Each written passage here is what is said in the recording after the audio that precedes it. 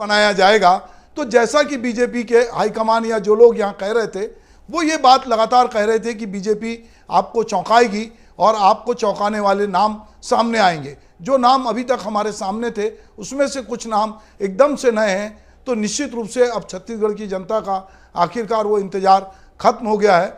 और विष्णुदेव साय जो कि पूर्व में सांसद भी रहे हैं, विधायक भी रहे हैं, पार्टी अध्यक्ष रहे हैं, एक लंबा अनुभव है, वो यहाँ के मुख्यमंत्री होंगे।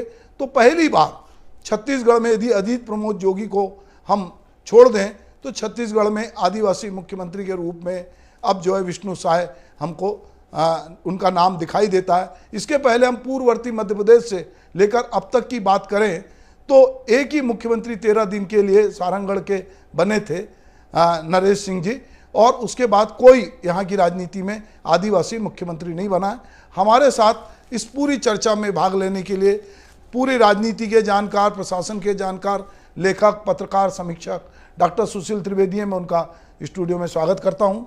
हमारे साथ अजय गंगवानी जी हैं, हमारे साथ अशोक बजाज जी हैं।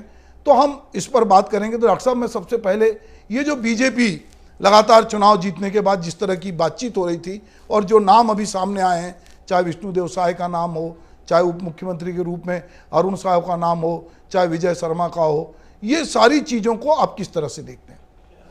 जी, बड़ी स्पष्ट बात है जी।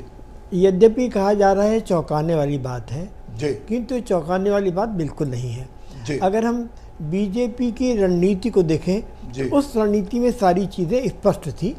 ठीक है, नाम को जिसको कहना कि उस नाम को आइडेंटिफाई करना या उसको चिन्हांकित करना बाकी था, पर राजनीति पूरी स्पष्ट थी। अब देखिए, पूरी चुनाव के प्रचार के दौरान भाजपा ने सर्वाधिक जोर आदिवासी क्षेत्र में दिया, चाहे बस्तर हो चाहे सरगुजा हो, और इसका उनको बहुत अच्छा परिणाम भी मिला। और दूसरी बात यह है कि जहाँ पर कांग्रेस के द्वारा ओबीसी की जनगणना के नाम पर ओबीसी की बात की जा रही थी, वहीं पर उसको स्पष्ट करने के लिए यद्यपि प्रधानमंत्री ने कहा है कि भारत में मेरे लिए 4 जातियां हैं, एक तो आदिवासी हैं, दूसरी युवा हैं, महिलाएं हैं और गरीब हैं। तो उनको अगर हम उसको ध्यान दें तो उसके तहत उन्होंने क्या कि यहाँ पर बड़े स्पष्ट रूप से एक जो है ओबीसी का जो सबसे बड़ा चेहरा है, जो हम मानते हैं कि इस राज्य में साहू समुदाय जो है ओबीसी में सबसे बड़ा समुदाय माना जाता है, उस समुदाय के जनता पार्टी अपने सारे वादे पूरे करेगी और मोदी जी की गारंटी है, ये है ना, मोदी जी की गारंटी है और मोदी जी गारंटी पूरी होकर रहेगी। और छत्तीसगढ़ में खुशहाली का दौर फिर से शुरू हो रहा है, डबल इंजन की सरकार बन रही है, फिर से विकास के दौर शुरू होंगे। और जो शांति, सद्भाव और प्रेम का वातावरण था, जो एक प्रकार से 5 साल में इन लोगों ने छीन लिया था, वो फिर से अब शुरू हो गया है। प्रेम भाईचारे का वातावरण छत्तीसगढ़ में फिर से बनाना है।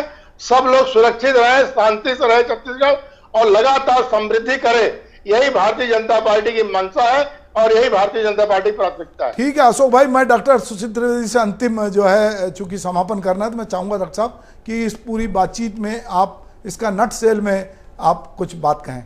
बस मुख्य बात यह है कि यहाँ पर कि भारतीय जनता पार्टी ने पूरे सभी वर्गों को साथ देते हुए, ध्यान में रखते हुए कि अगला जो चुनाव लोकसभा का आ रहा है उसमें हमें सभी वर्ग का सहयोग मिले, और इसको ध्यान में रख के और जैसा कि सारी योजनाओं को डबल इंजन सरकार के कि यहाँ पर मेरे ख्याल से फंड्स की कमी नहीं आ पाएगी, केंद्र सरकार देता रहेगा, इसलिए इन योजनाओं की पूर्ति हो जाएगी, कोई कमी नहीं हो पाएगी। ठीक, तो आप सबका बहुत बहुत धन्यवाद, नमस्कार। जय।